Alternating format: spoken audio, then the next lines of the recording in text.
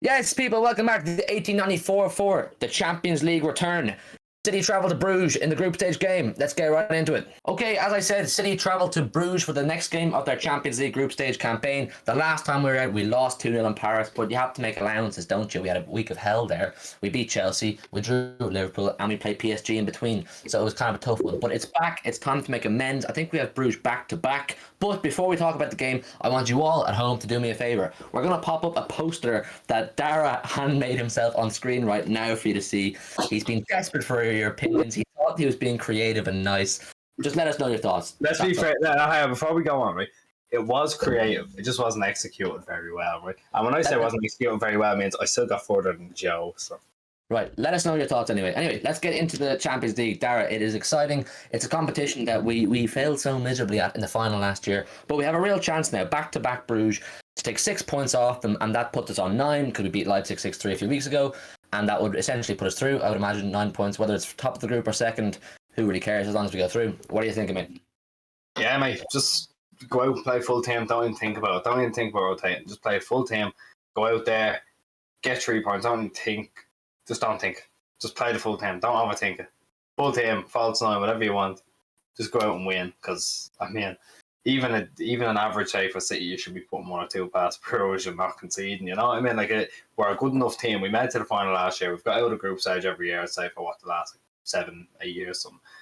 Like, we are good enough. We can't start risking it and making more games to play for. Because if we have to keep playing the full team in the Champions League games, then the league will go to shit, the cups will go to shit. You know what I mean? We have to just get them out of the way, get these wins out of the way, and get into the knockouts.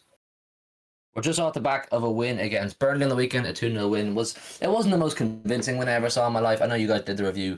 I was at the game myself. Atmosphere was good. Players were fine. We got the win done. But this game is actually far more important now, because, like Dara said, we want to get ourselves progressed through to the last 16 of the Champions League as quick as possible, so that we can start using these games against Champions League, which unfortunately will be PSG at home. I think is one of the last games where we might get an opportunity to rest players or give players like Cole Palmer and whoever else an opportunity to play.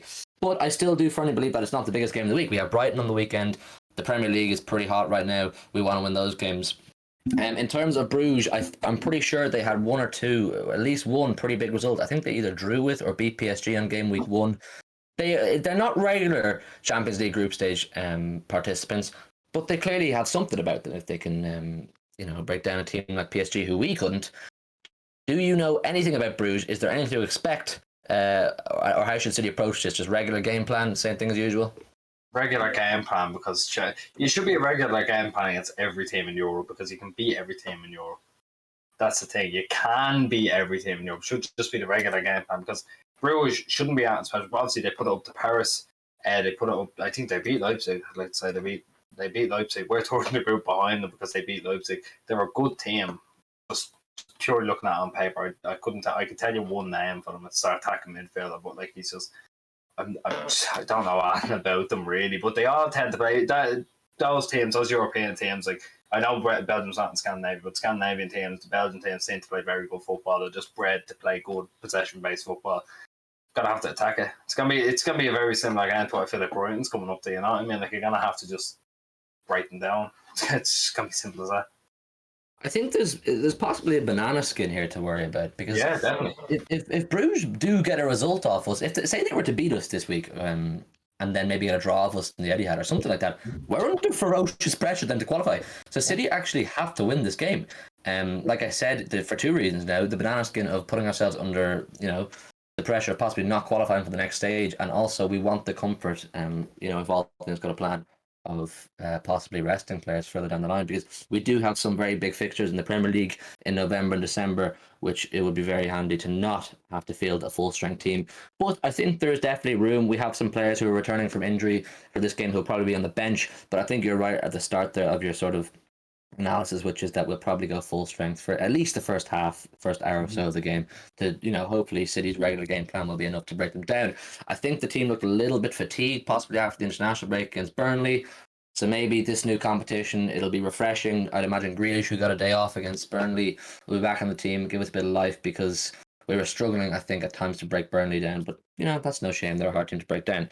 Speaking of Grealish and players coming back from injury, we're going to get into our predicted team now and give you our reasons why we chose these players. Let's get into it. Okay, so as we said in our sort of preview before we got into the predicted 11, we think City will go as kind of full strength as possible to start off the game with anyway, because we actually do really need to win it.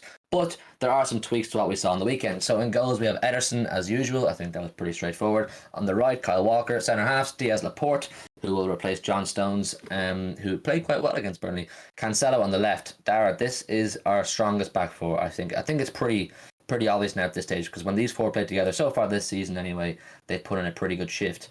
And I think I was looking at a stat earlier on, and I think Liverpool, Wickham and Tottenham are the only three teams to score against us domestically this season. So our defence must be doing something well. What do you think? Yeah, like Wickham comes with the under 18 tax as well, so realistically, if you're playing the full team, it's only Tottenham and Liverpool. But that defence it's been one of the best in the country this season, one of the best in Europe. Walker, you got to rest. He'll start. Cancelo was great. He was pretty good against Burnley as well. He was one of the main creative forces. He'll be the same again. He's a left back now. I know we've had this conversation, but he's a left back now. He's not a right back. He is a left back, and he's been fucking brilliant as a left back. And two centre halves as well. Look, what more can be said? Laporte started off season like a house on fire. Diaz again, just constant, just good performances, great performances, and I don't see why you change it, because this is like you said, it could be a banana peel. This is a big match. This is a game where I would imagine Brugge, unless they really are ballsy, I don't know their manager, I don't know the way they play very well. Unless they feel they want to win this, I would think it's a game where they are happy to sit back and play for the draw, play on the counter, the way most teams do against us. So it's a game where people like Cancelo, who've been doing so well, will have an opportunity to fly forward and get involved in the attacks. And all credit to Cancelo, he has been very good at that this season.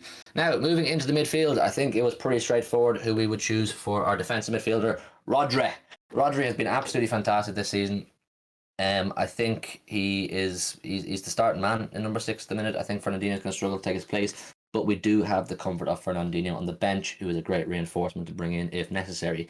Like I always say, let's not forget Fernandinho's age. Now, in midfield, I think we couldn't go into a big game unless we went out Bernardo Silva. He has been our man of the season. We are so fortunate that he stayed. Myself and Dara had a bit of a heart attack one day when we saw him in the airport a couple of weeks ago. We thought that was him gone. We'll put the photo up on screen now of Dara with Bernardo. Yes. Have a look at that. We thought he was gone. He starts in midfield for us, of course, and beside De Bruyne as well. Some of you may have thought De Bruyne would play false 9, but we'll go into that. I said that. We'll go into that in a few minutes' time. Dara, Rodri, Bernardo and De Bruyne is probably at the moment our strongest midfield, and I think it's the right decision. I think De Bruyne is slowly picking up his fitness and his pace again. He looked slightly better against Burnley than he did the previous game. Not back to his full best, got a good goal, but he looked better. So if he can keep progressing in that way, we'll hopefully have the best De Bruyne again. Yeah, no, I think we had a little bit of the exchange before the video. We said, should he be false 9? Will Sterling play false 9? I presume they're already up on the screen, so will Sterling play false 9? I think it should be De Bruyne personally. I think De Bruyne should be the one playing further up, but then we've decided that Sterling will do it because he wants to get one again. So that doesn't matter, right? De Bruyne is, like you said, he's coming into his fitness. I think he's only going to go up from here. Like the goal, I know it's only against Burnley as well, but the goals are building up against from Wickham to Liverpool to Burnley.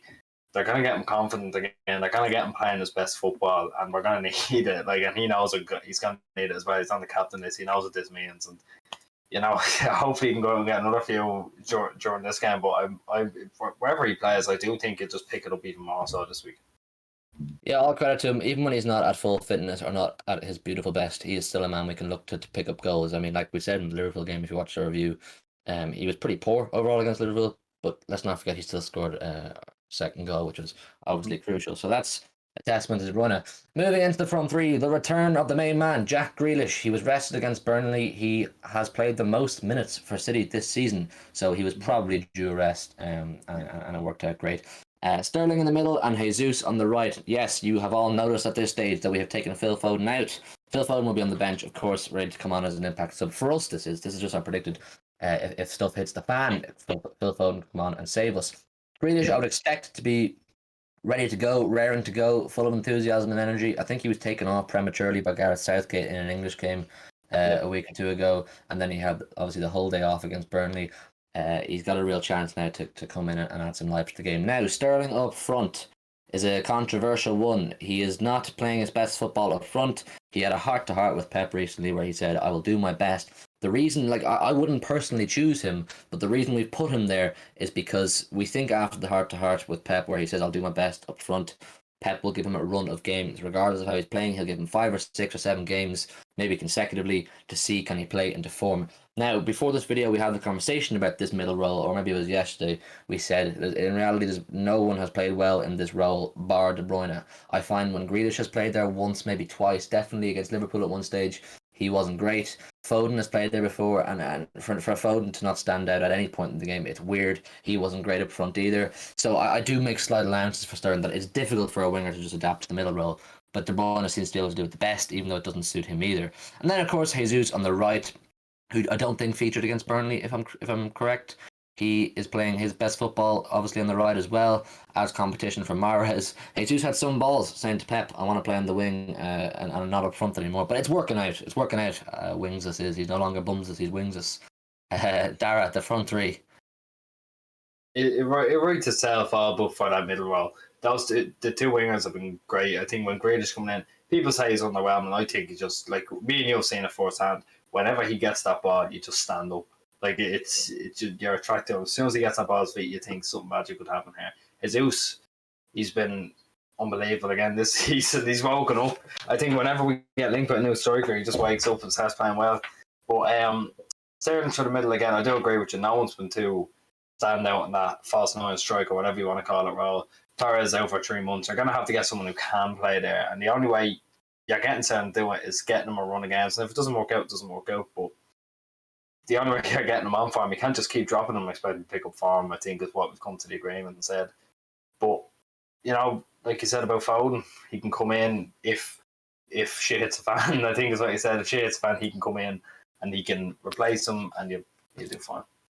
I'd say the most likely replacement would be Sterling will come off, De Bruyne would move into false nine, and Foden will move into midfield. Or maybe Grealish into midfield, Foden on the left. There's like plenty of room for manoeuvre there.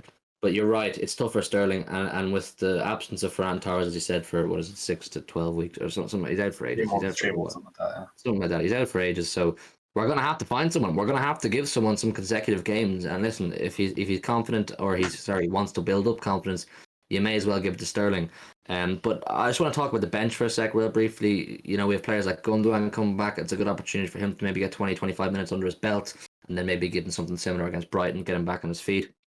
Obviously, like we said, we've got Foden, who probably will feature at some stage, unless we're winning 3 or 4-0, or substantially. Probably won't happen. Probably, yeah, or unless we're substantially ahead in the game, he won't come on.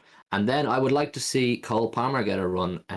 He obviously had a magical day on Saturday there. He came on with 10 minutes to go against Burnley, and then takes off his boots, puts on his shoes, goes over the bridge and goes to the academy, and puts his boots back on and scores a hat-trick against Leicester for the EDS. So I'd say I would like to think he's earned the right to travel to Bruges with the team, because he's absolutely magnificent.